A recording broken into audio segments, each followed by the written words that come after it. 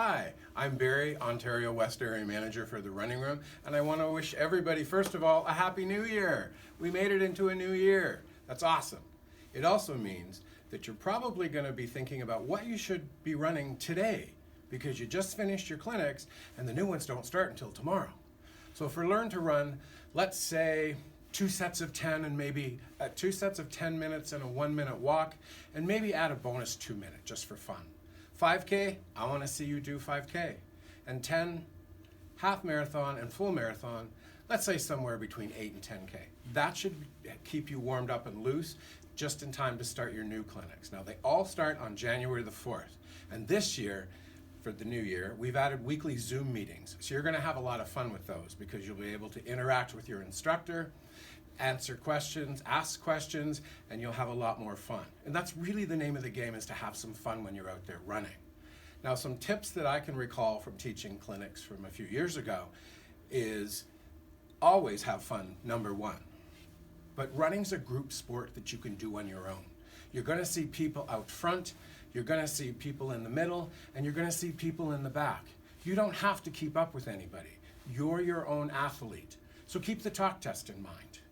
When you're running along, you're gonna be slightly winded. It'll be a hi, how are you? And if you can't do that, then you are running way too hard and you need to slow down a little bit, especially when you get into those long, slow distances. The other thing I would say is you're gonna see a lot of people, different forms running out there. Remember that episode of Friends when Phoebe ran through Central Park going like this? Well, who was to say that was wrong?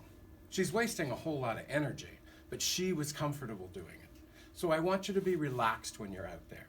Think of a string at the top of your head, and you want to keep your head up. So take a look at trees or the tops of telephone poles and keep doing that as you go along. That will help keep your head up. The other thing I would tell you is don't clench your fists, because when you do that, it comes down your neck, your shoulders, your hips, and all the way down to your calves. So I actually would run like this when I first started running, and I always ran with my hands down. So those would be some tips. The other thing I would tell you is when you go out for a run, take a look at the weather network.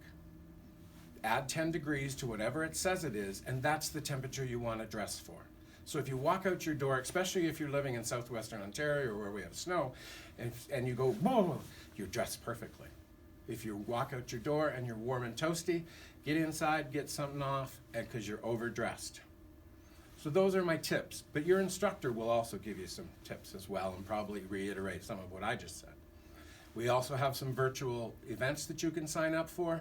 Right now, the half marathon, I know you can still sign up for that one, and there's going to be a lot more coming in the new year. So again, have fun, enjoy, and Happy New Year.